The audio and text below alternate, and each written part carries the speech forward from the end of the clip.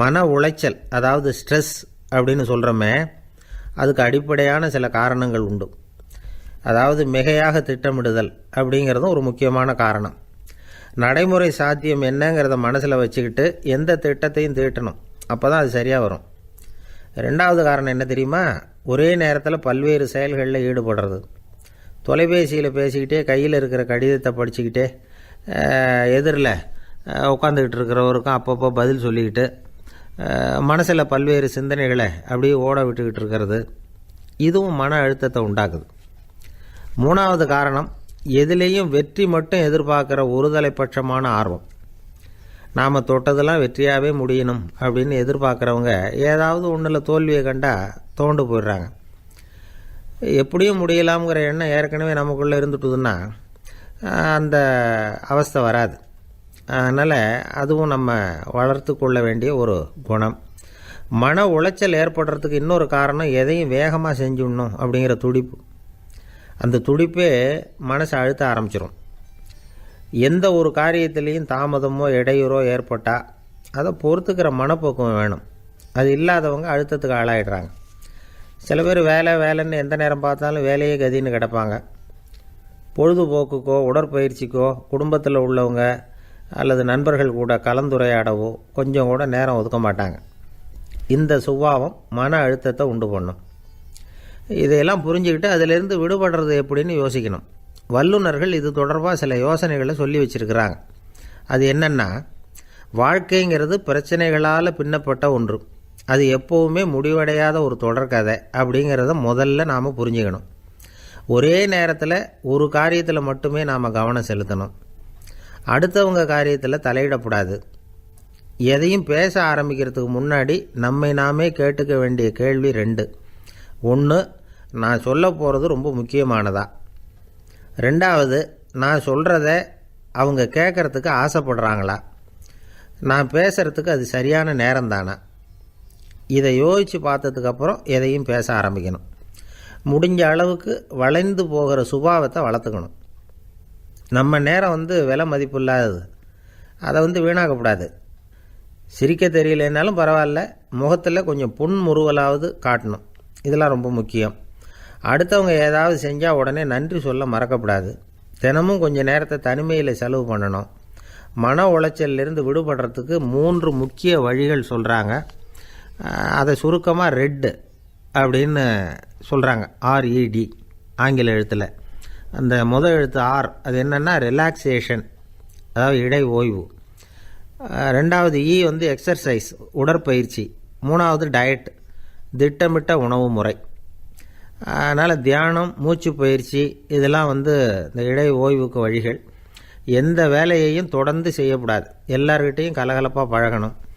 மாதத்துக்கு ஒரு நாளாவது குடும்பத்தோடு வெளியில் போயிட்டு வரணும். சுலபமான உடற்பயிற்சிகளை செய்யலாம். உடற்பயிற்சிங்கிறது நமக்காக நாம் செய்கிற ஒரு நீண்டகால முதலீடு அப்படின்னு சொல்லுவாங்க. அதாவது லாங் டேர்ம் இன்வெஸ்ட்மெண்ட்டாக. அளவோடு சாப்பிட்ணும், மெதுவாக சாப்பிட்ணும். இதெல்லாம் கொஞ்சம் மனசில் வச்சுக்கிட்டு நடந்துக்கிட்டால் மகிழ்ச்சியாக வாழலாம். சில பேர் சாப்பாட்டு விஷயத்தில் ரொம்ப அக்கறை எடுத்துக்கிறது உண்டு. ஒரு குண்டு ஆசாமி சாப்பிட உக்காந்தார். முதல்ல ஒரு மாத்திரை சாப்பிட்டார். எதுக்குன்னு கேட்டோம். பசி எடுக்கிறதுக்குன்னார். சாப்பிட்டு முடித்தார். பிறகு மறுபடியும் ஒரு மாத்திரை சாப்பிட்டார். இது எதுக்குன்னு கேட்டோம். சாப்பிட்டது ஜீரணமாகறதுக்கு அப்படின்னார். ஒரு ஆஃபீஸில் வேலை பார்க்குற ஒருத்தர் ஏதோ தப்பு பண்ணிவிட்டார். உடனே மேல் அதிகாரி அவரை கூப்பிட்டு அனுப்புனார். நீ செஞ்சது தப்புன்னார் கோபமாக. இது ஒரு ரகம். சில அதிகாரிகள் இப்படி நீங்கள் செஞ்சது தப்புன்னு சொல்கிறதில்ல, நீங்கள் செஞ்சது சரி அப்படின்னு சொல்கிறதில்ல. எப்படி சொல்லுவாங்கன்னா, நீங்கள் செஞ்சது சரியில்லைன்னு நான் நினைக்கிறேன் அப்படின்னு சொல்லுவாங்களாம். அதாவது சில பேர் நீங்கள் செஞ்சது தப்புங்கிறாங்க, அதையே மாற்றி சொல்கிறாரு இவர், நீங்கள் செஞ்சது சரியில்லைன்னு நினைக்கிறேன். இது ரெண்டும் அர்த்தம் ஒன்று தான், இருந்தாலும் வார்த்தைகள் வித்தியாசம். நிர்வாக திறமை இல்லாத ஒரு அதிகாரி யூ ஆர் ராங் அப்படின்னு சொல்லுவாராம். நிர்வாக திறமை உள்ள அதிகாரியாக இருந்தால் அதையே கொஞ்சம் மாற்றி I think you are not correct அப்படிம்பாரான். இதுதான் வித்தியாசம். இருந்தாலும் வார்த்தைகளை உபயோகப்படுத்துகிற விதத்தை வச்சு தான் வேலை நல்லா நடக்கிறதும் நடக்காததும் இருக்குது. விவரம் தெரிஞ்சவங்க என்ன சொல்கிறாங்க தெரியுமா? Be a leader not a boss அப்படிங்கிறாங்க. ஒரு லீடராக இரு, பாஸாக இருக்காதே அப்படிங்கிறாங்க. சரி, அப்படின்னா லீடருக்கும் பாஸுக்கும் வித்தியாசம் உண்டா அப்படின்னு கேட்டால் இருக்குன்னு சொல்கிறாங்க. லீடருங்கிறவர் வேறு, பாஸுங்கிறவர் வேறு. ஒரு லீடர் எப்படி நடந்துக்குவார், ஒரு பாஸ் எப்படி நடந்துக்குவார், இதை முதல்ல நாம் தெரிஞ்சுக்கணும். அவங்க எப்படி நடந்துக்குவாங்க அப்படிங்கிறதுக்கு சில விவரங்கள் இருக்குது. அதை கேட்டோம்னா நாம் புரிஞ்சுக்கலாம் அதை. அதாவது பாஸுங்கிறவர் விரட்டிக்கிட்டே இருப்பார், லீடருங்கிறவர் ஊக்கப்படுத்திக்கிட்டே இருப்பார். நாளைக்கு சாயந்தரத்துக்குள்ளே அந்த வேலையை செஞ்சு முடிக்கலைன்னா தொலைச்சி விடுவோம் தொலைச்சி அப்படிம்பார் அவர். இவர் எப்படி சொல்லுவார்னா, இது வரைக்கும் நீங்கள் செஞ்சுருக்கிற வேலை ரொம்ப அற்புதம் அப்படிம்பார். பாஸுங்கிறவர் அதிகாரத்தை நம்பி செயல்படுறவர், லீடருங்கிறவர் நல்லெண்ணத்தை நம்பி செயல்படுறவர். நம்மக்கிட்ட அதிகாரம் இருக்குது, பவர் இருக்குது, அதனால் காரியத்தை சாதிச்சுடலாம் அப்படின்னு நினைக்கிறவர் அவர். மற்றவங்கக்கிட்ட ஒரு நல்ல அபிப்பிராயத்தை சம்பாதிச்சுக்கிட்டு அது மூலமாக காரியங்களை சாதிக்கிறவர் இவர். பாஸுங்கிறவர் பயத்தை உண்டு பண்ணுவார், லீடருங்கிறவர் அன்பை பரவ செய்வார். அதை செய்யலைன்னா ஆடிட்டில் தகராறாயிடும், இது செய்யலைன்னா இன்க்ரிமெண்ட்டு கட் ஆகிடும், இப்படி ஏதாவது சொல்லி பயமுறுத்திக்கிட்டே இருப்பார் அவர். இவர் அப்படி இல்லை. உடம்பு இப்படி இருக்குது, வீட்டில் எல்லோரும் சௌக்கியமாக இருக்கிறாங்களா, ஆஃபீஸில் எல்லாம் வசதியாக இருக்குதா, நான் ஏதாவது உதவி செய்யணுமா அப்படின்னு அன்புக்கு முக்கியத்துவம் கொடுப்பார். பாஸுங்கிறவர் எதுக்கெடுத்தாலும் நான் சொல்லிகிட்டு இருப்பார், லீடருங்கிறவர் நாமன்னு சொல்லிகிட்டு இருப்பார். பாஸுங்கிறவர் தப்புக்கு காரணம் யாருன்னு பார்ப்பார், லீடருங்கிறவர் தப்பு என்னன்னு பார்ப்பார். இதுதான் ரெண்டு பேருக்கு வித்தியாசம். The boss shows who is wrong, the leader shows what is wrong அப்படின்னு சொல்லுவாங்க. இந்த காரியம் எப்படி செய்யப்பட்டிருக்கு அப்படின்னு தெரிஞ்சுக்கிறவர் பாஸ். இந்த காரியத்தை எப்படி செய்யணும்னு செஞ்சு காட்டுறவர் லீடர். பாஸுங்கிறவர் பணியாளர்களை திட்டுவார், லீடர் மரியாதைக்குரியவராக நடத்துவார், அதுக்குரியவராக அவர் நடந்துக்குவார். செய்கிற வேலையை ஒரு சுமையாக நினைக்க வைக்கிறவர் பாஸ், செய்கிற வேலையை ஒரு சந்தோஷமாக ஆக்கிறவர் லீடர். ஒரு முதலாளியாக இருக்கிறவர் அல்லது ஒரு நிர்வாகியாக இருக்கிறவர் இது மாதிரியான நுணுக்கங்களையெல்லாம் தெரிஞ்சு வச்சுக்கிறது நல்லது. ஒரு பாஸ் இருக்கார், அவர் ஒரு நாள் ரொம்ப பெருமையாக தன்னோட ஆஃபீஸை பற்றி பேசிக்கிட்டு இருந்தார். எனக்கு கீழே 200 பேர் வேலை செய்கிறாங்க சார், நான் ஒரு கோடு கிழிச்சா அவங்க அதை தாண்டாத அளவுக்கு நான் நடந்துக்கிறேன் சார் அப்படின்னார் அவர். அது எப்படி முடியுது உங்களால் அப்படின்னு கேட்டோம். நான் கோடே கிழிக்கிறதில்ல சார் அப்படின்னார். என்ன சார் உங்கள் பையன் என்ன செஞ்சுக்கிட்டு இருக்கிறான் இப்போது அப்படின்னு கேட்டார் ஒருத்தர். அடிக்கடி கண்ணாடி முன்னாடி நின்று அழகு பார்த்துக்கிட்டு இருக்கிறான் சார் அப்படின்னார் அப்பா. இளம் பருவம் இப்படி தான் இருக்கும், அதையெல்லாம் சாதாரணமாக நினச்சிடாதீங்க அப்படின்னார் அவர். என்ன சார் சொல்கிறீங்க, கண்ணாடி முன்னாடி நின்றுக்கிட்டு நேரத்தை வீணாக்கிக்கிட்டு இருக்கான், அதை ஒரு பெரிய விஷயமாக நான் நினைக்கணுமா அப்படின்னார் இவர். இளம் பருவத்தில் இளைஞர்களுக்கும் சின்ன பொண்ணுங்களுக்கும் அடிக்கடி கண்ணாடியில் பார்க்கணும்னு தோணும். அது வெறுமனே அழகு பார்க்குறது மட்டும் இல்லை, அவங்க தங்களையே தேடி கண்டுபிடிக்கிற ஒரு முயற்சி அது. இது ஒரு மனோதத்துவ விளைவு. இது வரைக்கும் சின்ன பிள்ளையாக இருந்துட்டோம், இனிமேல் நாமளும் மற்றவங்க மாதிரி மனிதர்கள் தான் அப்படிங்கிற உணர்வு அவங்களுக்கு வருது. தங்களோட முகம் எப்படி இருக்குது, அழகு எப்படி இருக்குது, உடம்பு நேரம் எப்படி இருக்குது, முடி எப்படி இருக்குது அப்படிங்கிறதையெல்லாம் கண்டுபிடிக்கிறாங்க. அதுக்கப்புறம் இன்னொரு ஆணோ பொண்ணோ தன்னை கவனிக்கணும் அப்படின்னு நினைக்கிறாங்க. இதெல்லாம் மனோதத்துவ உண்மைகள், இதெல்லாம் இயற்கை. இதை பார்த்துட்டு பெற்றவங்க பிள்ளைங்க கெட்டு போட்டாங்க அப்படின்னு நினைக்கக்கூடாது, அவங்கள திட்டிக்கிட்டே இருக்கக்கூடாது. இன்றைக்கி பல குடும்பங்களில் இதுதான் நடந்துக்கிட்டு இருக்குது. மனுஷ வாழ்க்கையிலேயே இப்படியும் இல்லாத அப்படியும் இல்லாத ஒரு பருவம் இளம் பருவம். 13லேருந்து 19 வயசுக்கு உட்பட்ட ஆண்கள் பெண்கள் இந்த வகையை சேர்ந்தவங்க, டீனேஜ் குரூப். இவங்கள சின்னவங்கன்னு நினச்சிட முடியாது, பெரியவங்கன்னு நினச்சிட முடியாது. இவங்க ரொம்ப சென்சிட்டிவ். சமூகம் நினச்சா இவங்களை நல்லவங்களாகவும் ஆக்கலாம், கெட்டவங்களாகவும் ஆக்கலாம். கொஞ்சம் அக்கறை எடுத்துக்கிட்டால் பெரிய பெரிய மேதைகளையும் விஞ்ஞானிகளையும் உருவாக்கலாம். ஆனால் நடக்கிறது என்ன தெரியுமா, அநேகமாக இவங்களை யாருமே சரியாக புரிஞ்சுக்கிறது இல்லை, இவங்களை சரியாக நடத்துறதும் இல்லை. இது வரைக்கும் நாம் சொல்கிறத கேட்டுக்கிட்டு இருந்தான், இப்போல்லாம் அவன் இஷ்டத்துக்கு நடக்க ஆரம்பிச்சுட்டான் அப்படின்னு வருத்தப்படுற பெற்றோர்கள் அதிகம். இது வருத்தப்படுற விஷயம் இல்லை, சந்தோஷப்பட வேண்டிய விஷயம். உங்கள் புள்ள சொந்தமாக யோசிக்க ஆரம்பிக்கிறதும் நடந்துக்க ஆரம்பிக்கிறதும் ஒரு தப்பான விஷயமா? அவன் கடைசி வரைக்கும் உங்கள் பேச்சையே கேட்டுக்கிட்டு இருக்கணுங்கிறது என்ன நியாயம்? இன்றைக்கி இளைஞர்களை பெரியவங்க தப்பாக புரிஞ்சுக்கிட்டு தவறாக நடத்துறதுனால தான் அவங்களுக்கு வெறுப்பு, எரிச்சல், மனக்கசப்பு எல்லாம் உண்டாகுது. பெற்றவங்க சரியாக மதிக்கிறது இல்லை அப்படிங்கிற ஒரே காரணத்தினாலேயே வீணாக போகிற பிள்ளைங்க இன்றைக்கி அதிகம். சரி, பெற்றவங்களுக்கு இன்றைக்கி என்ன தான் புத்தி சொல்ல வர்றீங்க அப்படின்னு கேட்குறீங்களா? நாம் எதையும் சொல்ல வரல, ஆனால் அது சம்பந்தமான சில நிபுணர்கள் சொல்லியிருக்கிறத உங்கள் காதில் போட்டு வைக்கலாம். அது என்னென்னா, பிள்ளைங்க கிட்ட அன்பு செலுத்துங்க. குழந்தையாக இருந்தப்போ எவ்வளவு பாசமாக இருந்தீங்க, வளர வளர அதை ஏன் குறைச்சிக்கிறீங்க? பெற்றவங்களின் அன்பான வார்த்தைகளுக்கு ஏங்குறவங்க தான் இன்றைய இளைஞர்கள். அவங்க எதை சொன்னாலும் அதை அக்கறையாக காது கொடுத்து கேளுங்க, அலட்சியப்படுத்தாதீங்க. அவங்க விரும்புகிறது உங்கள்கிட்டேருந்து ஒரு மதிப்பு, மரியாதை, அங்கீகாரம், இவ்வளவு தான். அவங்க அவங்களாவே முடிவுகள் எடுக்கட்டும், அதுக்கு நீங்கள் உதவியாக இருங்க, அது போதும். மற்றவங்க முன்னாடி, முக்கியமாக அவங்க நண்பர்கள் முன்னாடி அவங்கள பற்றி மட்டமாக பேசாதீங்க. அவங்கக்கிட்ட பொய் சொல்லக்கூடாது. நீங்கள் சொன்னது பொய்ன்னு தெரிஞ்சு போச்சுன்னா உங்கள் பேரில் அவங்களுக்கு இருக்கிற மதிப்பு போயிடும், நம்பிக்கை போயிடும். அவங்களுக்கு முன்னாடி நீங்கள் சண்டை போடக்கூடாது. உங்கள் பிள்ளைய எப்பவும் இன்னொரு பிள்ளையோட ஒப்பிட்டு பேசுகிற வேலையே வேணாம். கூட பிறந்த மற்றவங்களோட கூட ஒப்பிடக்கூடாது. இப்படி செஞ்சால் அவன் உங்ககிட்டையும் பிரியமாக இருக்க மாட்டான், அவங்ககிட்டையும் பிரியமாக இருக்க மாட்டான். புள்ளை எங்கே போகிறான், என்ன பண்ணுறான் அப்படின்லாம் துப்பறிஞ்சிக்கிட்டு இருக்கக்கூடாது. இளைஞர்கள் தனிமையை விரும்புகிறவங்க.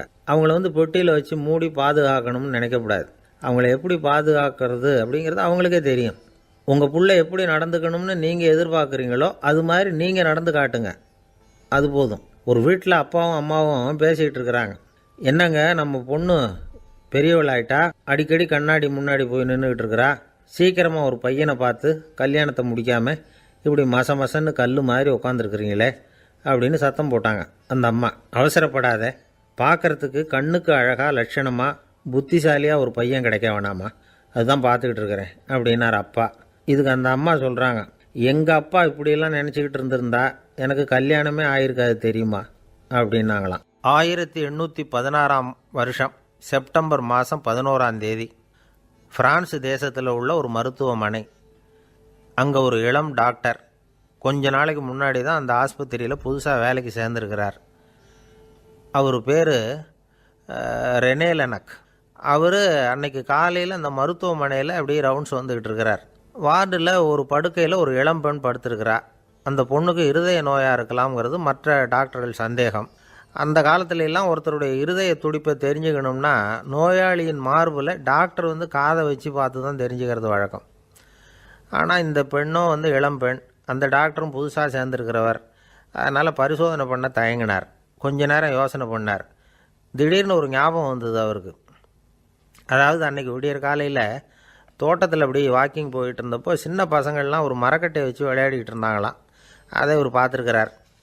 அது என்ன விளையாட்டுனா, ஒரு நீளமான மரப்பலகை, அதில் ஒரு முனையில் ஒரு பையன் தன்னுடைய காதை வச்சுக்கிட்டு இருக்கிறான், மறுமுனையில் இன்னொரு பையன் அந்த மரப்பலகையை ஒரு ஆணியால் கீறிக்கிட்டு இருக்கிறான்.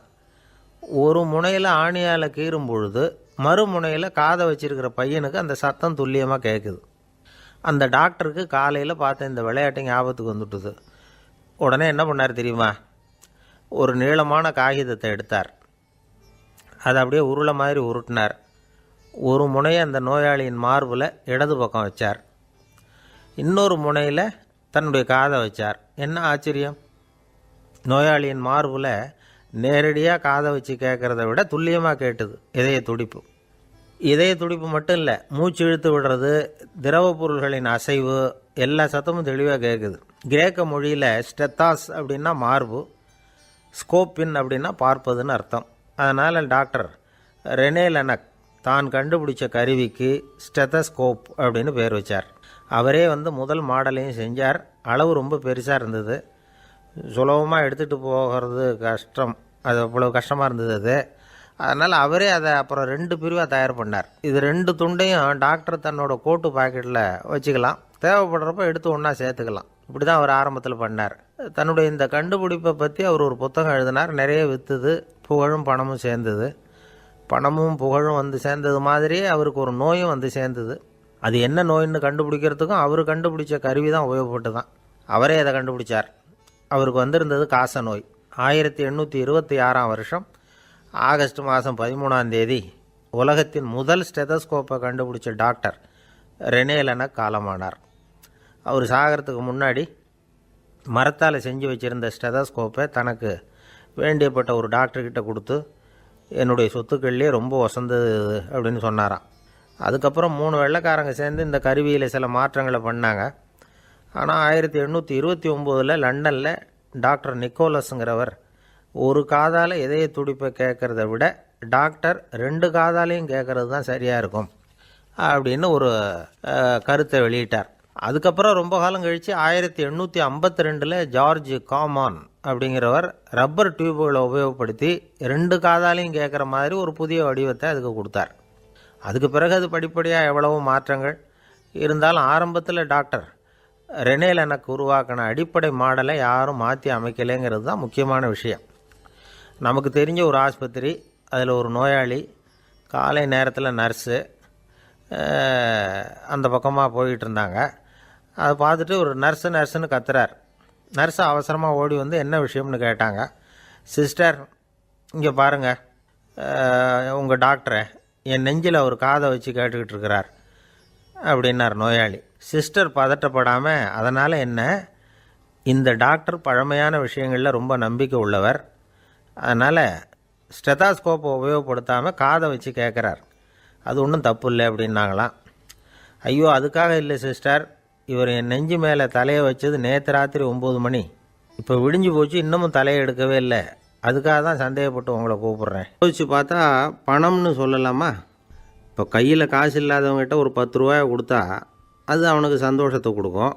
ஏற்கனவே வருமான வரி பிரச்சனையில் சிக்கி இருக்கிறவர்கிட்ட இன்னும் கொஞ்சம் பணம் இந்தாங்கன்னு சொல்லி கொடுத்தோம்னா அது அவருக்கு சங்கடத்தை தான் கொடுக்கும். அதனால் அந்த கேள்விக்கு பணங்கிறது பொருத்தமான பதிலாக இருக்க முடியாது. கேள்வி என்னென்னா, இந்த உலகத்தில் எல்லாருக்கும் மகிழ்ச்சி தரக்கூடிய ஒரு பொருள் எது? சரி, இனிப்புன்னு சொல்லலாமா? ஏன்னா எல்லாருக்கும் இனிக்க தானே செய்யும். அதுலேயும் ஒரு சிக்கல் இருக்குது. சர்க்கரை வியாதிக்காரங்களுக்கு அது என்ன சந்தோஷத்தையாக கொடுக்கும்? ஆக எல்லாருக்கும் வேறுபாடு எதுவும் இல்லாமல் மகிழ்ச்சியை கொடுக்கக்கூடியது வேறு ஏதோ ஒன்று இருக்குது. அது என்னன்னு கண்டுபிடிக்கணும். அதுதான் இன்றைக்கி தகவல். இப்போ அதை கண்டுபிடிக்கணும்னா இந்த கதையை கேட்கணும். அது என்ன கதைன்னா, ஒரு ஊரில் ஒரு ராஜா இருந்தார். அவருக்கும் இதே சந்தேகம் வந்துட்டுது. அதாவது எல்லாருக்கும் இன்பம் தரக்கூடிய பொருள் எது அப்படின்னு. இதுக்கு பதில் தெரிஞ்சுக்கிறதுக்கு ஆசைப்பட்டார். சரி, அதுக்கு என்ன செய்யலாம்னு யோசனை பண்ணார். நாட்டு மக்களுக்கு பகிரங்கமாக ஒரு அறிவிப்பு கொடுத்தார். நம்ம நாட்டு மக்கள் இன்பம் தரக்கூடிய பொருள் எதுன்னு நினைக்கிறாங்களோ அதை கொண்டுக்கிட்டு வந்து அரண்மனையில் உள்ள கண்காட்சி மண்டபத்தில் வைக்கலாம். அப்படி அவங்க வைக்கிற பொருள்களில் எது எல்லாருக்கும் இன்பம் தரக்கூடியதாக இருக்குமோ அதை வச்சவருக்கு 1000 பொற்காசுகள் பரிசு அப்படின்னு அறிவிப்பு கொடுத்துட்டார். ஜனங்கள் இந்த அறிவிப்பை கேட்டாங்க. அதுக்கப்புறம் சும்மா இருப்பாங்களா? 1000 பொற்காசுன்னா சும்மாவா? அவங்க கையில் என்னென்ன கிடைச்சதோ அதையெல்லாம் கொண்டாந்து அரண்மனை காட்சி மண்டபத்தில் வச்சுட்டாங்க. அதுக்கப்புறமா ராஜா அங்கே வந்தார். ஒவ்வொன்றா பார்த்துக்கிட்டே வந்தார். முதல்ல ஒரு குயில் இருந்தது, இனிமையாக பாடக்கூடிய குயில்.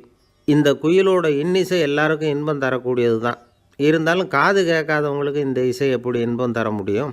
அதனால் இது சரியில்லைன்னு விட்டார்.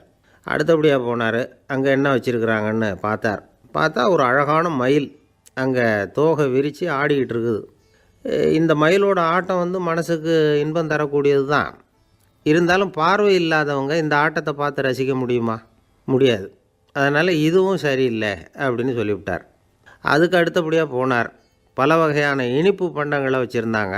பார்த்தார், வயசானவங்களுக்கும் நோயாளிகளுக்கும் இது இன்பம் தராது, துன்பம் தான் கொடுக்கும் அப்படின்னார். இப்படி ஒவ்வொன்றா பார்த்துக்கிட்டே போகிறார். அழகான மலர்கள், கனிகள், ஓவியங்கள் எதுவுமே பொருத்தமாக தெரியல. சகல பேருக்கும் இன்பம் தரக்கூடிய வகையில் எதுவும் இல்லை. கடைசியாக வந்தார். அங்கே ஒரு களிமண் பொம்மை இருந்தது. அது என்ன பொம்மை தெரியுமா? பசியால் வாடி இருக்கிற ஒருத்தருக்கு ஒரு அம்மா இனிமையாக பேசிக்கிட்டு சோறு போடுறது மாதிரி அந்த பொம்மையை செஞ்சுருந்தாங்க. அதுக்கு கீழே அன்பு அப்படின்னு எழுதியிருந்ததுதான். ராஜா பளிச்சுன்னு ஒரு முடிவுக்கு வந்தார். அந்த பொம்மையை செஞ்ச சிற்பியை வரவழைச்சார், பரிசு கொடுத்தார். அன்பு ஒன்று தான் எல்லாருக்கும் இன்பம் அளிக்கக்கூடிய பொருள். காது கேட்காதவங்களும் அதை கேட்க முடியும், பார்வை இல்லாதவங்களும் அதை பார்க்க முடியும், குழந்தைகளும் அதை உணர முடியும் அப்படின்னு அதுக்கு விளக்கம் கொடுத்தார் அந்த மன்னர். இந்த உலகத்தில் எல்லாருக்கும் மகிழ்ச்சி தரக்கூடிய ஒரு பொருள் அன்பு தான். அதை புரிஞ்சுக்கிட்டு தான் சில கணவன்மார்கள் மனைவி பேரில் ரொம்ப அன்பை காட்டிக்கிறது வழக்கம். ஒரு வீட்டு வாசப்படி பக்கமாக மழைக்கு ஒதுங்கினார் ஒருத்தர். மழை தூரிக்கிட்டு இருந்தது, இருட்டு நேரம். அந்த வீட்டில் இருந்தவர், இன்றைக்கி ராத்திரி வேணும்னா இங்கேயே தங்கிட்டு காலையில் போங்க அப்படின்னார். உடனே இவர் சொன்னார், ரொம்ப நன்றிங்க, ஒரு 10 நிமிஷத்தில் இதை வந்துவிடுறேன் அப்படின்னு சொல்லிவிட்டு எங்கேயோ ஓடினார். 10 நிமிஷம் கழித்து திரும்பி வந்தார். ஆமாம், எங்கே போயிட்டு வந்தீங்கன்னு கேட்டார் வீட்டில் இருந்தவர். நேராக எங்கள் வீட்டுக்கு போய் மனைவி கிட்ட இன்றைக்கி ராத்திரி இங்கேயே தங்கிக்கிறேன்னு சொல்லிவிட்டு வந்துவிட்டேன் அப்படின்னார் அவர். அன்புல இது ஒரு ரகம். ஆசைப்படுறதுல தப்பு இல்லை, ஆனால் அந்த ஆசை தேவைக்கு தகுந்த மாதிரி இருக்கணும். தேவைக்கு மீறிய ஆசைகள் இருக்கு பாருங்க, அது தேவையில்லை. இந்த கருத்தை வலியுறுத்தது மாதிரி ஒரு கதை உண்டு. தேவேந்திரனுக்கு திடீர்னு வீடு கட்டணும்னு ஒரு ஆசை வந்துதான். வீடுன்னா நாம் கட்டுற மாதிரி இல்லை. தேவேந்திரன் வீடுன்னா சும்மாவா, ஒரு பிரம்மாண்டமான அரண்மனை கட்டணும். அது மாதிரி இந்த 3 லோகத்துலேயும் ஒரு அரண்மனை கிடையாது அப்படின்னு எல்லாரும் சொல்லணும். இது அவனோட ஆசை. உடனே தேவ தச்சரான விஸ்வகர்மாவை கூப்பிட்டான், உத்தரவு போட்டான். விஸ்வகர்மா தன்னுடைய உதவியாளர்களை எல்லாம் கூப்பிட்டு ஒன்றா சேர்த்துக்கிட்டார். படாத பாடுபட்டு ஒரு பெரிய அரண்மனையை கட்டி முடித்தார். கட்டி முடிக்க 1000 வருஷம் ஆச்சு. தேவேந்திரன் வந்து பார்க்குறான். அவனுக்கு திருப்தி ஏற்படலை. என்னுடைய அந்தஸ்துக்கு இது ரொம்ப சாதாரணமான கட்டிடம், இதை விட இன்னும் பெருசாக கட்டு அப்படின்னா. தேவ தச்சர் திணறி போயிட்டார். அவரால் அதுக்கு மேலே எதுவும் செய்ய முடியல. என்ன பண்ணுறதுன்னு யோசனை பண்ணார். நேராக நாரதர் காலில் போய் விழுந்தார். நீங்கள் தான் என்னை இந்த பிரச்சனையிலேருந்து காப்பாற்றணும்னார். நாரதர் யோசனை பண்ணார். சரி, கவலைப்படாதேன்னார். நேராக இந்திரன்கிட்ட போனார். இந்திரன் வந்து நாரதரை பார்த்த உடனே வாங்கன்னு கூட்டிகிட்டு போய் அரண்மனையை காட்டினான். இது மாதிரி ஒரு அரண்மனையை நீங்கள் வேறு எங்கேயாவது பார்த்துருக்குறீங்களா அப்படின்னு ரொம்ப பெருமையாக கேட்டான். நான் பார்த்ததில்லை, ஆனால் என்னை விட வயசில் மூத்தவர் மகரிஷி லோமேசர், அவர் ஒரு வேளை பார்த்துருக்கிறாரா என்னமோ அப்படின்னார். உடனே அவரை மனசில் நினச்சி தியானம் பண்ணினார். அடுத்த கணம் லோமேசர் அங்கே வந்தார். இடையில் ஒரு சின்ன துண்டு, கையில் ஒரு கமண்டலம், தலையில் ஒரு பாய், அவ்வளவுதான் அவர்கிட்ட இருந்தது. எதுக்காக தலையில் எந்த பாய் அப்படின்னு கேட்டான் இந்திரன். என்ன மாதிரி அற்ப ஆயுள் உள்ள ஒரு ஜீவன் தனியாக வீடு கட்டிக்கிட்டு திண்டாடணுமா? இந்த பாய் தான் ஒரு வீடு மாதிரி எனக்கு நிழல் கொடுக்குது அப்படின்னார் அவர். என்னது, உங்களுக்கு வந்து அவ்வளவு கொஞ்சமான ஆயுளா அப்படின்னு ஆச்சரியத்தோடு கேட்டான் இந்திரன். ஆமாம், இதை பாரு, என்னுடைய மார்பில் ஒரு பொற்காசு அளவுக்கு ரோமம் உதிர்ந்துட்டுது. எப்போ என் உடம்புல உள்ள எல்லா ரோமமும் உதிர்ந்துருமோ அப்போ என்னுடைய ஆயுள் முடியும் அப்படின்னார். எப்போ அந்த ரோமங்கள் பூரா உதிரும்னு கேட்டான் இவன். ஒரு பிரம்மா மறைஞ்சதும் ஒரு ரோமம் உதிரும். என் உடம்புல உள்ள ரோமங்களின் எண்ணிக்கை எவ்வளவோ அவ்வளவு பிரம்மாக்கள் தோன்றி அவங்க ஆயுள் முடியும் பொழுது என் உடம்புல உள்ள ரோமங்கள் பூரா உதிரும் அப்படின்னார். அப்படின்னா ஒரு பிரம்மாவோட ஆயுள் எவ்வளவு காலம்னு கேட்டான். ஒரு பிரம்மாவுக்கு 100 தேவ வருஷம். ஒவ்வொரு தேவ வருஷத்துக்கும் 365 தேவ நாள். ஒவ்வொரு தேவ நாள்லேயும் ஒன்றை மாதிரி 14 இந்திரர்கள் தோன்றி மறைகிறாங்க அப்படின்னு மகரிஷி லோமேசர் சொல்கிறார். இதை கேட்டதும் இந்திரன் ஆடி போயிட்டான். அவ்வளவு ஆயுள் உள்ள இவரே அற்ப ஆயுள்னு சொல்கிறார். நான் என்னுடைய ஆயுளை பெருசாக நினச்சிக்கிட்டு பிரம்மாண்டமான அரண்மனை கட்டணும்னு ஆசைப்படுறேனே அப்படின்னு நினச்சான். எனக்கு வீடு கட்டின வரைக்கும் போதும்னு விட்டான். அதனால் நாமெல்லாம் நம்முடைய தேவைக்கு தகுந்த மாதிரி ஆசைப்படுறது தான் நியாயம். ஆனால் அப்படியே நடந்துக்கிறோம். மனுஷன் வந்து கடவுளையே ஏமாற்றி காசு வாங்கிறதுக்குள்ள ஆசைப்படுறான். ஒருத்தன் கடவுளை நினச்சி தவம் இருந்தான். கடவுள் நேரில் வந்தார். தேவலோகத்தில் ரூபாய்க்கெல்லாம் என்ன மதிப்புன்னு கேட்டான். அங்கெல்லாம் ரூபாய்ங்கிறது உங்கள் பணத்தில் 1 கோடி ரூபாய்க்கு சமம். அதாவது தேவலோகத்தில் 1 ரூபான்னா இங்கே 1 கோடி ரூபா. அது மாதிரி எங்களுக்கு ஒரு நாளுங்கிறது உங்கள் கணக்கில் 1 கோடி வருஷத்துக்கு சமம் அப்படின்னார் கடவுள். அப்படின்னா எனக்கு நீங்கள் அதிகமாக எதுவும் தர வேணாம், உங்கள் கணக்குப்படி ஒரே 1 ரூபா கொடுங்க, அது போதும்னா இவன் ரொம்ப சாமர்த்தியமாக. கடவுள் யோசனை பண்ணார். அது ஒன்றும் கஷ்டம் இல்லை, 1 ரூபா தானே கேட்குற, கொடுத்துட்றேன். ஆனால் இப்போ வரும்பொழுது நான் எடுத்துக்கிட்டு வரல, எங்கள் கணக்குப்படியே 1 நாள் பொறுத்துக்க பணத்தோடு வந்துடுறேன் அப்படின்னு சொல்லிவிட்டு பறந்து போயிட்டார். ஒரு நாள் ஒரு தகப்பனார் தன்னுடைய பிள்ளையை அழைச்சிக்கிட்டு வந்தார். சார், இவன் சரியாக படிக்க மாட்டேங்கிறான், பெரியவங்களை மதிக்க மாட்டேங்கிறான், நீங்கள் கொஞ்ச நாள் இவனுக்கு குருவாக இருந்து நல்ல விஷயங்களை சொல்லி கொடுத்தா தேவையில்லைன்னார். பெரியவங்களையும் மதிக்காதவன் எப்படி என்ன மதிக்க போகிறான் அப்படிங்கிறது நமக்கு யோசனை வரும் இல்லையா? வேணாங்க, என்னை விட்டுருங்க அப்படின்னோம். அவர் விட மாட்டேன்னு விட்டார். இல்லைன்னா அவரே சிஷ்யன் ஆகிடுவார் போல இருந்தது. சரி, வேறு வழி இல்லாமல் அந்த பையனையே என்னுடைய சைடை நான் ஏற்றுக்கிட்டு உபதேசமெல்லாம் பண்ண ஆரம்பித்தோம். அதாவது குரு பக்தின்னா அது எப்படி இருக்கணுங்கிறத பற்றி சொல்லி கொடுத்தோம் அவனுக்கு. சதமகர் அப்படின்னு ஒரு குரு இருந்தார். அவருக்கு ஒரு சீடர். அவன் பேர் துளசி சைதன்யன், நைஷ்டிக பிரம்மச்சாரி. தன்னுடைய குருவுக்கு எந்த நேரத்தில் எது தேவைங்கிறத புரிஞ்சுக்கிட்டு சேவை செய்கிறவன். ஆனால் இவனை பற்றி மற்ற சீடர்களுக்கு பொறாமல் வந்துட்டுது. இவன் மட்டும் இப்படி இருக்கானேன்னு உடனே குருக்கிட்ட போய் கோல் மூட்டினாங்க. அவன் சரியில்லை, அவன் நடந்துக்கிறது சரியில்லை, அப்படி இப்படின்னு எதையாவது சொல்லி. இருந்தாலும் இதையெல்லாம் அந்த குரு நம்பலை. அவருக்கு தெரியும் யார் யார் எப்படின்னு. துளசி சைதன்யன் பெருமையை மற்ற சீடர்களுக்கு உணர்த்தணும் அப்படின்னு நினைச்சார். அதுக்கு ஒரு வழி பண்ணார். ஒரு நாள் சீடர்களை எல்லாம் கூப்பிட்டுக்கிட்டு ஒரு காட்டு வழியாக போய்கிட்டு இருந்தார். அங்கே ஒரு பெரிய மலை அருவி கொட்டிக்கிட்டு இருந்தது.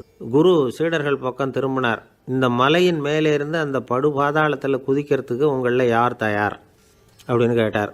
ஒரு சீடனும் ஆய திறக்கலை, ஒதுங்கி நின்றுக்கிட்டாங்க. பின்னாடி மூட்டை முடிச்சோடு வந்துக்கிட்டு இருந்தான் துளசி சைதன்யன். அவனை பார்த்தார். தபாருப்பா, நீ மேலே இருந்து அந்த அருவியில் குதி அப்படின்னார். அப்படியே செய்கிறேன் சுவாமின்னா. நான் உன்னாட்டம் இருக்கிறப்போலாம் எதுக்கும் பயப்பட மாட்டேன், ரொம்ப துணிச்சலாக இருப்பேன். ஒரு நாள் ஒரு அப்பாவி எலிய ஒரு பூனை துரத்திட்டு ஓடிச்சு. நான் உடனே என்ன செஞ்சேன் தெரியுமா? அந்த பூனையை பிடிச்சேன், அது வாலில் ஒரு பட்டாசு சரத்தை கட்டினேன், கொளுத்தி விட்டேன், படபடன்னு வெடிக்க ஆரம்பிச்சுட்டுது. அது துள்ளிக்கிட்டு அங்கேயும் இங்கேயும் ஓடி இருக்கு பாரு ஓட்டம், ரொம்ப தமாஷு அப்படின்னார் அப்பா. இப்படி சொல்லிவிட்டு பையனை பார்த்து, இதை கேட்குறதுக்கு உனக்கும் துணிச்சல் வருதா? நான் என்னுடைய செயலை நீ கேட்குறப்போ உனக்கு துணிச்சல் வருதா அப்படின்னு கேட்டார். வருதுன்னா பையன். எப்படின்னா அப்படிங்கிற விவரத்தையும் சொன்னான் அவன். அதாவது எலியை விரட்டினத்துக்காக பூனை வாலில் பட்டாசு கொளுத்துனீங்க நீங்கள், பூனையை விரட்டினத்துக்காக உங்கள் கழுத்தில் பட்டாசு சரத்தை மாட்டினா என்னென்னு தோணுது எனக்கு அப்படின்னா பையன். பையனோட துணிச்சல் அப்பாவே நடுங்க. மன உளைச்சல், அதாவது ஸ்ட்ரெஸ் அப்படின்னு சொல்கிறோமே, அதுக்கு அடிப்படையான சில காரணங்கள் உண்டு. அதாவது மிகையாக திட்டமிடுதல் அப்படிங்கிறதும் ஒரு முக்கியமான காரணம். நடைமுறை சாத்தியம் என்னங்கிறத மனசில் வச்சுக்கிட்டு எந்த திட்டத்தையும் தீட்டணும், அப்போ தான் அது சரியாக வரும். ரெண்டாவது காரணம் என்ன தெரியுமா? ஒரே நேரத்தில் பல்வேறு செயல்களில் ஈடுபடுறது. தொலைபேசியில் பேசிக்கிட்டே கையில் இருக்கிற கடிதத்தை படிச்சுக்கிட்டே எதிரில் உட்காந்துக்கிட்டு இருக்கிறவருக்கும் அப்பப்போ பதில் சொல்லிக்கிட்டு மனசில் பல்வேறு சிந்தனைகளை அப்படியே ஓட விட்டுக்கிட்டு இருக்கிறது, இதுவும் மன அழுத்தத்தை உண்டாக்குது. மூணாவது காரணம், எதிலேயும் வெற்றி மட்டும் எதிர்பார்க்குற ஒருதலைப்பட்சமான ஆர்வம். நாம் தொட்டதெல்லாம் வெற்றியாகவே முடியணும் அப்படின்னு எதிர்பார்க்குறவங்க ஏதாவது ஒன்றில் தோல்வியை கண்டால் தோண்டு போயிடுறாங்க. எப்படியும் முடியலாம்ங்கிற எண்ணம் ஏற்கனவே நமக்குள்ளே இருந்துட்டுதுன்னா அந்த அவஸ்தை வராது. அதனால் அதுவும் நம்ம வளர்த்து கொள்ள வேண்டிய ஒரு குணம். மன உளைச்சல் ஏற்படுறதுக்கு இன்னொரு காரணம், எதையும் வேகமாக செஞ்சுடணும் அப்படிங்கிற துடிப்பு. அந்த துடிப்பே மனசை அழுத்த ஆரம்பிச்சிடும். எந்த ஒரு காரியத்திலையும் தாமதமோ இடையூறோ ஏற்பட்டால் அதை பொறுத்துக்கிற மனப்போக்கம் வேணும். அது இல்லாதவங்க அழுத்தத்துக்கு ஆளாயிடுறாங்க. சில பேர் வேலைன்னு எந்த நேரம் பார்த்தாலும் வேலையே கதின்னு கிடப்பாங்க. பொழுதுபோக்குக்கோ உடற்பயிற்சிக்கோ குடும்பத்தில் உள்ளவங்க அல்லது நண்பர்கள் கூட கலந்துரையாடவோ கொஞ்சம் கூட நேரம் ஒதுக்க மாட்டாங்க. இந்த சுபாவம் மன அழுத்தத்தை உண்டு பண்ணும். இதையெல்லாம் புரிஞ்சுக்கிட்டு அதிலிருந்து விடுபடுறது எப்படின்னு யோசிக்கணும். வல்லுநர்கள் இது தொடர்பாக சில யோசனைகளை சொல்லி வச்சுருக்கிறாங்க. அது என்னென்னா, வாழ்க்கைங்கிறது பிரச்சனைகளால் பின்னப்பட்ட ஒன்று, அது எப்போவுமே முடிவடையாத ஒரு தொடர்கதை அப்படிங்கிறத முதல்ல நாம் புரிஞ்சுக்கணும். ஒரே நேரத்தில் ஒரு காரியத்தில் மட்டுமே நாம் கவனம் செலுத்தணும். அடுத்தவங்க காரியத்தில் தலையிடக்கூடாது. எதையும் பேச ஆரம்பிக்கிறதுக்கு முன்னாடி நம்மை நாமே கேட்டுக்க வேண்டிய கேள்வி 2. 1, நான் சொல்ல போகிறது ரொம்ப முக்கியமானதா? 2வது, நான் சொல்கிறத அவங்க கேட்குறதுக்கு ஆசைப்படுறாங்களா? நான் பேசுகிறதுக்கு அது சரியான நேரம் தானா? இதை யோசித்து பார்த்ததுக்கப்புறம் எதையும் பேச ஆரம்பிக்கணும். முடிஞ்ச அளவுக்கு வளைந்து போகிற சுபாவத்தை வளர்த்துக்கணும். நம்ம நேரம் விலை மதிப்பு இல்லாதது, அதை வீணாக்கக்கூடாது. சிரிக்க தெரியலனாலும் பரவாயில்ல, முகத்தில் கொஞ்சம் புன்முறுவலாவது காட்டணும். இதெல்லாம் ரொம்ப முக்கியம். அடுத்தவங்க ஏதாவது செஞ்சால் உடனே நன்றி சொல்ல மறக்கக்கூடாது. தினமும் கொஞ்சம் நேரத்தை தனிமையில் செலவு பண்ணணும். மன உளைச்சலிருந்து விடுபடுறதுக்கு 3 முக்கிய வழிகள் சொல்கிறாங்க. அதை சுருக்கமாக ரெட் அப்படின்னு சொல்கிறாங்க, RED ஆங்கில எழுத்தில். அந்த முதல் எழுத்து R, அது என்னென்னா ரிலாக்ஸேஷன், அதாவது இடை ஓய்வு. 2வது E எக்ஸர்சைஸ், உடற்பயிற்சி. 3வது டயட், திட்டமிட்ட உணவு முறை. அதனால் தியானம், மூச்சு பயிற்சி இதெல்லாம் இந்த இடை ஓய்வுக்கு வழிகள். எந்த வேலையையும் தொடர்ந்து செய்யக்கூடாது. எல்லார்கிட்டையும் கலகலப்பாக பழகணும். மாதத்துக்கு ஒரு நாளாவது குடும்பத்தோடு வெளியில் போயிட்டு வரணும். சுலபமான உடற்பயிற்சிகளை செய்யலாம். உடற்பயிற்சிங்கிறது நமக்காக நாம் செய்கிற ஒரு நீண்டகால முதலீடு அப்படின்னு சொல்லுவாங்க. அதாவது லாங் டேர்ம் இன்வெஸ்ட்மெண்ட்டாக. அளவோடு சாப்பிட்ணும், மெதுவாக சாப்பிட்ணும். இதெல்லாம் கொஞ்சம் மனசில் வச்சுக்கிட்டு நடந்துக்கிட்டால் மகிழ்ச்சியாக வாழலாம். சில பேர் சாப்பாட்டு விஷயத்தில் ரொம்ப அக்கறை எடுத்துக்கிறது உண்டு. ஒரு குண்டு ஆசாமி சாப்பிட உக்காந்தார். முதல்ல ஒரு மாத்திரை சாப்பிட்டார். எதுக்குன்னு கேட்டோம். பசி எடுக்கிறதுக்குன்னார். சாப்பிட்டு முடித்தார். பிறகு மறுபடியும் ஒரு மாத்திரை சாப்பிட்டார். இது எதுக்குன்னு கேட்டோம். சாப்பிட்டது ஜீரணமாகறதுக்கு அப்படின்னார். ஒரு ஆஃபீஸில் வேலை பார்க்குற ஒருத்தர் ஏதோ தப்பு பண்ணிவிட்டார். உடனே மேல் அதிகாரி அவரை கூப்பிட்டு அனுப்புனார். நீ செஞ்சது தப்புன்னார் கோபமாக. இது ஒரு ரகம். சில அதிகாரிகள் இப்படி நீங்கள் செஞ்சது தப்புன்னு சொல்கிறதில்ல, நீங்கள் செஞ்சது சரி அப்படின்னு சொல்கிறதில்ல. எப்படி சொல்லுவாங்கன்னா, நீங்கள் செஞ்சது சரியில்லைன்னு நான் நினைக்கிறேன் அப்படின்னு சொல்லுவாங்களாம். அதாவது சில பேர் நீங்கள் செஞ்சது தப்புங்கிறாங்க, அதையே மாற்றி சொல்கிறாரு இவர், நீங்கள் செஞ்சது சரியில்லைன்னு நினைக்கிறேன். இது ரெண்டும் அர்த்தம் ஒன்று தான், இருந்தாலும் வார்த்தைகள் வித்தியாசம். நிர்வாக திறமை இல்லாத ஒரு அதிகாரி யூ ஆர் ராங் அப்படின்னு சொல்லுவாராம். நிர்வாக திறமை உள்ள அதிகாரியாக இருந்தால் அதையே கொஞ்சம் மாற்றி I think you are not correct அப்படிம்பாரான். இதுதான் வித்தியாசம். இருந்தாலும் வார்த்தைகளை உபயோகப்படுத்துகிற விதத்தை வச்சு தான் வேலை நல்லா நடக்கிறதும் நடக்காததும் இருக்குது. விவரம் தெரிஞ்சவங்க என்ன சொல்கிறாங்க தெரியுமா? Be a leader not a boss அப்படிங்கிறாங்க. ஒரு லீடராக இரு, பாஸாக இருக்காதே அப்படிங்கிறாங்க. சரி, அப்படின்னா லீடருக்கும் பாஸுக்கும் வித்தியாசம் உண்டா அப்படின்னு கேட்டால் இருக்குன்னு சொல்கிறாங்க. லீடருங்கிறவர் வேறு, பாஸுங்கிறவர் வேறு. ஒரு லீடர் எப்படி நடந்துக்குவார், ஒரு பாஸ் எப்படி நடந்துக்குவார், இதை முதல்ல நாம் தெரிஞ்சுக்கணும். அவங்க எப்படி நடந்துக்குவாங்க அப்படிங்கிறதுக்கு சில விவரங்கள் இருக்குது. அதை கேட்டோம்னா நாம் புரிஞ்சுக்கலாம் அதை.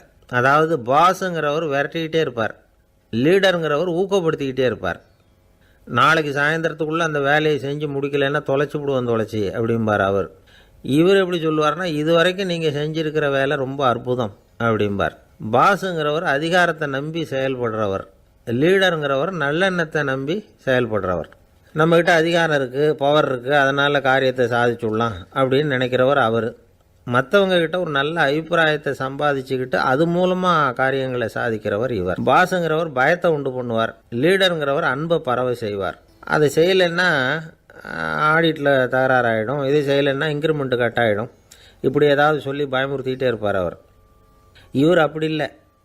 உடம்பு இப்படி இருக்குது, வீட்டில் எல்லோரும் சௌக்கியமாக இருக்கிறாங்களா, ஆஃபீஸில் எல்லாம் வசதியாக இருக்குதா, நான் ஏதாவது உதவி செய்யணுமா அப்படின்னு அன்புக்கு முக்கியத்துவம் கொடுப்பார்.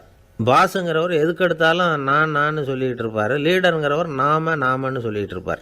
பாஸுங்கிறவர் தப்புக்கு காரணம் யாருன்னு பார்ப்பார், லீடருங்கிறவர் தப்பு என்னன்னு பார்ப்பார். இதுதான் ரெண்டு பேருக்கு வித்தியாசம். The boss shows who is wrong, the leader shows what is wrong அப்படின்னு சொல்லுவாங்க. இந்த காரியம் எப்படி செய்யப்பட்டிருக்கு அப்படின்னு தெரிஞ்சுக்கிறவர் பாஸ். இந்த காரியத்தை எப்படி செய்யணும்னு செஞ்சு காட்டுறவர் லீடர். பாஸுங்கிறவர் பணியாளர்களை திட்டுவார், லீடர் மரியாதைக்குரியவராக நடத்துவார், அதுக்குரியவராக அவர் நடந்துக்குவார். செய்கிற வேலையை ஒரு சுமையாக நினைக்க வைக்கிறவர் பாஸ், செய்கிற வேலையை ஒரு சந்தோஷமாக ஆக்கிறவர் லீடர். ஒரு முதலாளியாக இருக்கிறவர் அல்லது ஒரு நிர்வாகியாக இருக்கிறவர் இது மாதிரியான நுணுக்கங்களையெல்லாம் தெரிஞ்சு வச்சுக்கிறது நல்லது. ஒரு பாஸ் இருக்கார், அவர் ஒரு நாள் ரொம்ப பெருமையாக தன்னோட ஆஃபீஸை பற்றி பேசிக்கிட்டு இருந்தார். எனக்கு கீழே 200 பேர் வேலை செய்கிறாங்க சார், நான் ஒரு கோடு கிழிச்சா அவங்க அதை தாண்டாத அளவுக்கு நான் நடந்துக்கிறேன் சார் அப்படின்னார் அவர். அது எப்படி முடியுது உங்களால் அப்படின்னு கேட்டோம். நான் கோடே கிழிக்கிறதில்ல சார் அப்படின்னார். என்ன சார் உங்கள் பையன் என்ன செஞ்சுக்கிட்டு இருக்கிறான் இப்போது அப்படின்னு கேட்டார் ஒருத்தர். அடிக்கடி கண்ணாடி முன்னாடி நின்று அழகு பார்த்துக்கிட்டு இருக்கிறான் சார் அப்படின்னார் அப்பா. இளம் பருவம் இப்படி தான் இருக்கும், அதையெல்லாம் சாதாரணமாக நினச்சிடாதீங்க அப்படின்னார் அவர். என்ன சார் சொல்கிறீங்க, கண்ணாடி முன்னாடி நின்றுக்கிட்டு நேரத்தை வீணாக்கிக்கிட்டு இருக்கான், அதை ஒரு பெரிய விஷயமாக நான் நினைக்கணுமா அப்படின்னார் இவர். இளம் பருவத்தில் இளைஞர்களுக்கும் சின்ன பொண்ணுங்களுக்கும் அடிக்கடி கண்ணாடியில் பார்க்கணும்னு தோணும். அது வெறுமனே அழகு பார்க்குறது மட்டும் இல்லை, அவங்க தங்களையே தேடி கண்டுபிடிக்கிற ஒரு முயற்சி அது. இது ஒரு மனோதத்துவ விளைவு. இது வரைக்கும் சின்ன பிள்ளையாக இருந்துட்டோம், இனிமேல் நாமளும் மற்றவங்க மாதிரி மனிதர்கள் தான் அப்படிங்கிற உணர்வு அவங்களுக்கு வருது. தங்களோட முகம் எப்படி இருக்குது, அழகு எப்படி இருக்குது, உடம்பு நேரம் எப்படி இருக்குது, முடி எப்படி இருக்குது அப்படிங்கிறதையெல்லாம் கண்டுபிடிக்கிறாங்க. அதுக்கப்புறம் இன்னொரு ஆணோ பொண்ணோ தன்னை கவனிக்கணும் அப்படின்னு நினைக்கிறாங்க. இதெல்லாம் மனோதத்துவ உண்மைகள், இதெல்லாம் இயற்கை. இதை பார்த்துட்டு பெற்றவங்க வந்து பிள்ளைங்க கெட்டு போட்டாங்க அப்படின்னு நினைக்கக்கூடாது, அவங்கள திட்டிக்கிட்டே இருக்கக்கூடாது.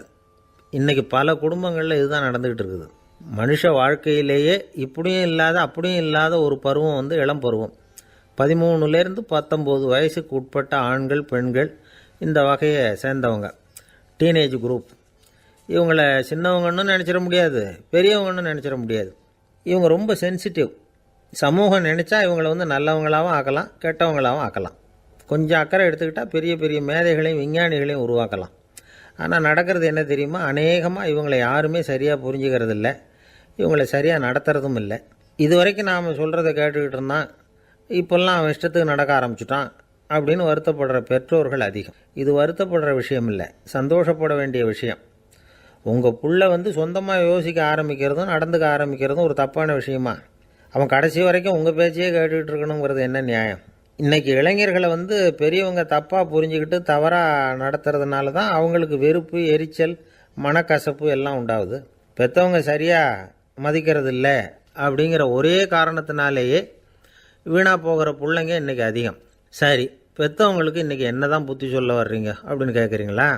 நாம் எதையும் சொல்ல வரல, ஆனால் அது சம்பந்தமான சில நிபுணர்கள் சொல்லியிருக்கிறத உங்கள் காதில் போட்டு வைக்கலாம். அது என்னென்னா, பிள்ளைங்க கிட்ட அன்பு செலுத்துங்க. குழந்தையாக இருந்தப்போ எவ்வளவு பாசமாக இருந்தீங்க, வளர வளர அதை ஏன் குறைச்சிக்கிறீங்க? பெற்றவங்களின் அன்பான வார்த்தைகளுக்கு ஏங்குறவங்க தான் இன்றைய இளைஞர்கள். அவங்க எதை சொன்னாலும் அதை அக்கறையாக காது கொடுத்து கேளுங்க, அலட்சியப்படுத்தாதீங்க. அவங்க விரும்புகிறது உங்கள்கிட்டேருந்து ஒரு மதிப்பு, மரியாதை, அங்கீகாரம், இவ்வளவுதான். அவங்க அவங்களாவே முடிவுகள் எடுக்கட்டும், அதுக்கு நீங்கள் உதவியாக இருங்க, அது போதும்.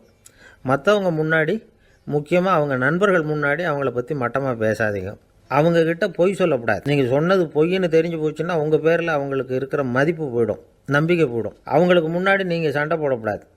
உங்கள் பிள்ளைய எப்பவும் இன்னொரு பிள்ளையோட ஒப்பிட்டு பேசுகிற வேலையே வேணாம். கூட பிறந்த மற்றவங்களோட கூட ஒப்பிடக்கூடாது. இப்படி செஞ்சால் அவன் உங்ககிட்டையும் பிரியமாக இருக்க மாட்டான், அவங்ககிட்டையும் பிரியமாக இருக்க மாட்டான். புள்ள எங்கே போகிறான், என்ன பண்ணுறான் அப்படின்லாம் வந்து துப்பறிஞ்சிக்கிட்டு இருக்கக்கூடாது. இளைஞர்கள் வந்து தனிமையை விரும்புகிறவங்க. அவங்கள வந்து பெட்டியில் வச்சு மூடி பாதுகாக்கணும்னு நினைக்கக்கூடாது. அவங்கள எப்படி பாதுகாக்கிறது அப்படிங்கிறது அவங்களுக்கே தெரியும். உங்கள் புள்ள எப்படி நடந்துக்கணும்னு நீங்கள் எதிர்பார்க்குறீங்களோ அது மாதிரி நீங்கள் நடந்து காட்டுங்க, அது போதும். ஒரு வீட்டில் அப்பாவும் அம்மாவும் பேசிகிட்டு இருக்கிறாங்க. என்னங்க, நம்ம பொண்ணு பெரியவளாயிட்டா, அடிக்கடி கண்ணாடி முன்னாடி போய் நின்றுக்கிட்டு இருக்கிறா, சீக்கிரமாக ஒரு பையனை பார்த்து கல்யாணத்தை முடிக்காமல் இப்படி மசன்னு கல் மாதிரி உட்காந்துருக்குறீங்களே அப்படின்னு சத்தம் போட்டாங்க அந்த அம்மா. அவசரப்படாத, பார்க்குறதுக்கு கண்ணுக்கு அழகாக லட்சணமாக புத்திசாலியாக ஒரு பையன் கிடைக்க வேணாமா, அதுதான் பார்த்துக்கிட்டு இருக்கிறேன் அப்படின்னார் அப்பா.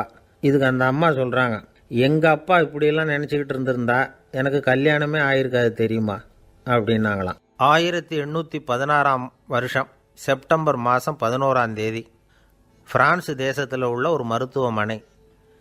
அங்கே ஒரு இளம் டாக்டர் கொஞ்ச நாளைக்கு முன்னாடி தான் அந்த ஆஸ்பத்திரியில் புதுசாக வேலைக்கு சேர்ந்துருக்கிறார்.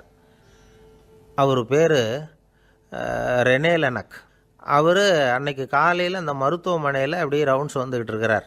வார்டில் ஒரு படுக்கையில் ஒரு இளம் பெண் படுத்திருக்கிறார். அந்த பொண்ணுக்கு இருதய நோயாக இருக்கலாம்ங்கிறது மற்ற டாக்டர்கள் சந்தேகம்.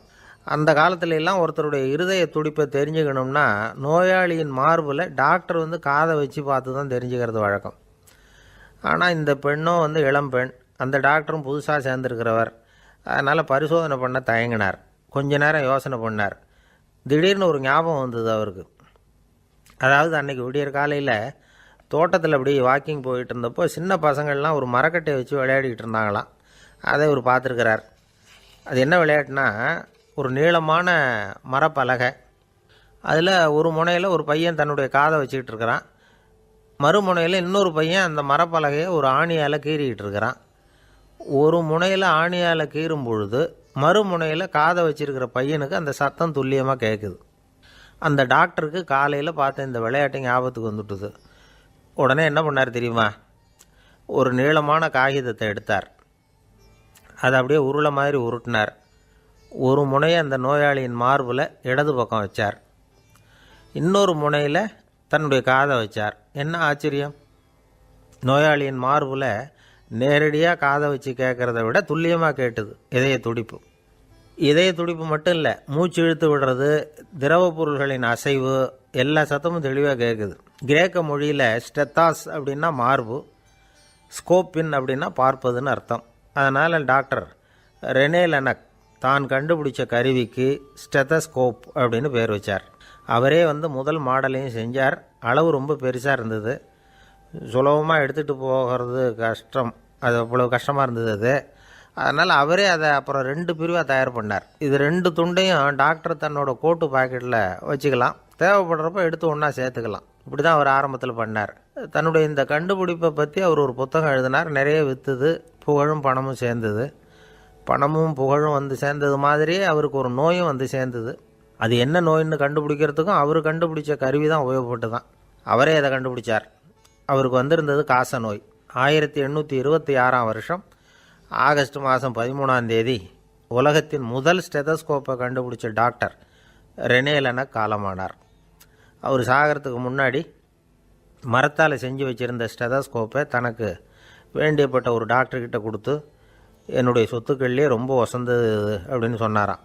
அதுக்கப்புறம் 3 வெள்ளைக்காரங்க சேர்ந்து இந்த கருவியில் சில மாற்றங்களை பண்ணாங்க. ஆனால் 1829 லண்டனில் டாக்டர் நிக்கோலஸுங்கிறவர் ஒரு காதால் இதய துடிப்பை கேட்குறத விட டாக்டர் 2 காதாலையும் கேட்குறது தான் சரியாக இருக்கும் அப்படின்னு ஒரு கருத்தை வெளியிட்டார். அதுக்கப்புறம் ரொம்ப காலம் கழித்து 1852 ஜார்ஜ் காமான் அப்படிங்கிறவர் ரப்பர் டியூபுகளை உபயோகப்படுத்தி 2 காதாலையும் கேட்குற மாதிரி ஒரு புதிய வடிவத்தை அதுக்கு கொடுத்தார். அதுக்கு பிறகு அது படிப்படியாக எவ்வளவோ மாற்றங்கள் இருந்தாலும் ஆரம்பத்தில் டாக்டர் ரெனே லெனக் உருவாக்கின அடிப்படை மாடலை யாரும் மாற்றி அமைக்கலைங்கிறது தான் முக்கியமான விஷயம். நமக்கு தெரிஞ்ச ஒரு ஆஸ்பத்திரி, அதில் ஒரு நோயாளி, காலை நேரத்தில் நர்ஸு அந்த பக்கமாக போயிட்டு இருந்தாங்க. அதை பார்த்துட்டு ஒரு நர்ஸுன்னு கத்துறார். நர்ஸு அவசரமாக ஓடி என்ன விஷயம்னு கேட்டாங்க. சிஸ்டர், இங்கே பாருங்கள், உங்கள் டாக்டரை என் நெஞ்சில் ஒரு காதை வச்சு கேட்டுக்கிட்டு இருக்கிறார் அப்படின்னார் நோயாளி. சிஸ்டர் பதட்டப்படாமல், அதனால் என்ன, இந்த டாக்டர் பழமையான விஷயங்களில் ரொம்ப நம்பிக்கை உள்ளவர், அதனால் ஸ்டெதாஸ்கோப்பை உபயோகப்படுத்தாமல் காதை வச்சு கேட்குறார், அது ஒன்றும் தப்பு இல்லை அப்படின்னாங்களாம். ஐயோ, அதுக்காக இல்லை சிஸ்டர், இவர் என் நெஞ்சு மேலே தலையை வச்சது நேற்று ராத்திரி 9 மணி, இப்போ விடிஞ்சு போச்சு, இன்னமும் தலையை எடுக்கவே இல்லை, அதுக்காக தான் சந்தேகப்பட்டு உங்களை கூப்பிட்றேன். யோசிச்சு பார்த்தா பணம்னு சொல்லலாமா? இப்போ கையில் காசு இல்லாதவங்ககிட்ட ஒரு 10 ரூபாயை கொடுத்தா அது அவனுக்கு சந்தோஷத்தை கொடுக்கும். ஏற்கனவே வருமான வரி பிரச்சனையில் சிக்கி இருக்கிறவர்கிட்ட இன்னும் கொஞ்சம் பணம் இந்தாங்கன்னு சொல்லி கொடுத்தோம்னா அது அவருக்கு சங்கடத்தை தான் கொடுக்கும். அதனால் அந்த கேள்விக்கு பணங்கிறது பொருத்தமான பதிலாக இருக்க முடியாது. கேள்வி என்னென்னா, இந்த உலகத்தில் எல்லாருக்கும் மகிழ்ச்சி தரக்கூடிய ஒரு பொருள் எது? சரி, இனிப்புன்னு சொல்லலாமா? ஏன்னா எல்லாருக்கும் இனிக்க தானே செய்யும். அதுலேயும் ஒரு சிக்கல் இருக்குது. சர்க்கரை வியாதிக்காரங்களுக்கு அது என்ன சந்தோஷத்தையா கொடுக்கும்? ஆக எல்லாருக்கும் வேறுபாடு எதுவும் இல்லாமல் மகிழ்ச்சியை கொடுக்கக்கூடியது வேறு ஏதோ ஒன்று இருக்குது. அது என்னன்னு கண்டுபிடிக்கணும். அதுதான் இன்றைக்கி தகவல். இப்போ அதை கண்டுபிடிக்கணும்னா இந்த கதையை கேட்கணும். அது என்ன கதைன்னா, ஒரு ஊரில் ஒரு ராஜா இருந்தார். அவருக்கும் இதே சந்தேகம் வந்துட்டுது. அதாவது எல்லாருக்கும் இன்பம் தரக்கூடிய பொருள் எது அப்படின்னு. இதுக்கு பதில் தெரிஞ்சுக்கிறதுக்கு ஆசைப்பட்டார். சரி, அதுக்கு என்ன செய்யலாம்னு யோசனை பண்ணார். நாட்டு மக்களுக்கு பகிரங்கமாக ஒரு அறிவிப்பு கொடுத்தார். நம்ம நாட்டு மக்கள் இன்பம் தரக்கூடிய பொருள் எதுன்னு நினைக்கிறாங்களோ அதை கொண்டுக்கிட்டு அரண்மனையில் உள்ள கண்காட்சி மண்டபத்தில் வைக்கலாம். அப்படி அவங்க வைக்கிற பொருள்களில் எது எல்லாருக்கும் இன்பம் தரக்கூடியதாக இருக்குமோ அதை வச்சவருக்கு 1000 பொற்காசுகள் பரிசு அப்படின்னு அறிவிப்பு கொடுத்துட்டார். ஜனங்கள் இந்த அறிவிப்பை கேட்டாங்க. அதுக்கப்புறம் சும்மா இருப்பாங்களா? 1000 பொற்காசுன்னா சும்மாவா? அவங்க கையில் என்னென்ன கிடைச்சிதோ அதையெல்லாம் கொண்டாந்து அரண்மனை காட்சி மண்டபத்தில் வச்சுட்டாங்க. அதுக்கப்புறமா ராஜா அங்கே வந்தார். ஒவ்வொன்றா பார்த்துக்கிட்டே வந்தார். முதல்ல ஒரு குயில் இருந்தது, இனிமையாக பாடக்கூடிய குயில். இந்த குயிலோட இன்னிசை எல்லாருக்கும் இன்பம் தரக்கூடியது தான். இருந்தாலும் காது கேட்காதவங்களுக்கு இந்த இசை எப்படி இன்பம் தர முடியும்? அதனால் இது சரியில்லைன்னு விட்டார். அடுத்தபடியாக போனார். அங்கே என்ன வச்சுருக்குறாங்கன்னு பார்த்தா ஒரு அழகான மயில் அங்கே தோகை விரித்து ஆடிக்கிட்டு இருக்குது. இந்த மயிலோட ஆட்டம் மனசுக்கு இன்பம் தரக்கூடியது தான். இருந்தாலும் பார்வை இல்லாதவங்க இந்த ஆட்டத்தை பார்த்து ரசிக்க முடியுமா? முடியாது. அதனால் இதுவும் சரியில்லை அப்படின்னு சொல்லிவிட்டார். அதுக்கு அடுத்தபடியாக போனார். பல வகையான இனிப்பு பண்டங்களை வச்சுருந்தாங்க. பார்த்தார், வயசானவங்களுக்கும் நோயாளிகளுக்கும் இது இன்பம் தராது, துன்பம் தான் கொடுக்கும் அப்படின்னார். இப்படி ஒவ்வொன்றா பார்த்துக்கிட்டே போகிறார். அழகான மலர்கள், கனிகள், ஓவியங்கள் எதுவுமே பொருத்தமாக தெரியல. சகல பேருக்கும் இன்பம் தரக்கூடிய வகையில் எதுவும் இல்லை. கடைசியாக வந்தார். அங்கே ஒரு களிமண் பொம்மை இருந்தது. அது என்ன பொம்மை தெரியுமா? பசியால் வாடி இருக்கிற ஒருத்தருக்கு ஒரு அம்மா இனிமையாக பேசிக்கிட்டு சோறு போடுறது மாதிரி அந்த பொம்மையை செஞ்சுருந்தாங்க. அதுக்கு கீழே அன்பு அப்படின்னு எழுதியிருந்து தான். ராஜா பளிச்சுன்னு ஒரு முடிவுக்கு வந்தார். அந்த பொம்மையை செஞ்ச சிற்பியை வரவழைச்சார், பரிசு கொடுத்தார். அன்பு ஒன்று தான் எல்லாருக்கும் இன்பம் அளிக்கக்கூடிய பொருள். காது கேட்காதவங்களும் அதை கேட்க முடியும், பார்வை இல்லாதவங்களும் அதை பார்க்க முடியும், குழந்தைகளும் அதை உணர முடியும் அப்படின்னு அதுக்கு விளக்கம் கொடுத்தார் அந்த மன்னர். இந்த உலகத்தில் எல்லாருக்கும் மகிழ்ச்சி தரக்கூடிய ஒரு பொருள் அன்பு தான். அதை புரிஞ்சுக்கிட்டு தான் சில கணவன்மார்கள் மனைவி பேரில் ரொம்ப அன்பை காட்டிக்கிறது வழக்கம். ஒரு வீட்டு வாசப்படி பக்கமாக மழைக்கு வந்து ஒதுங்கினார் ஒருத்தர். மழை தூறிக்கிட்டு இருந்தது, இருட்டு நேரம். அந்த வீட்டில் இருந்தவர், இன்றைக்கி ராத்திரி வேணும்னா இங்கேயே தங்கிட்டு காலையில் போங்க அப்படின்னார். உடனே இவர் சொன்னார், ரொம்ப நன்றிங்க, ஒரு 10 நிமிஷத்தில் இதை வந்துவிடுறேன் அப்படின்னு சொல்லிவிட்டு எங்கேயோ ஓடினார். 10 நிமிஷம் கழித்து திரும்பி வந்தார். ஆமாம், எங்கே போயிட்டு வந்தீங்கன்னு கேட்டார் வீட்டில்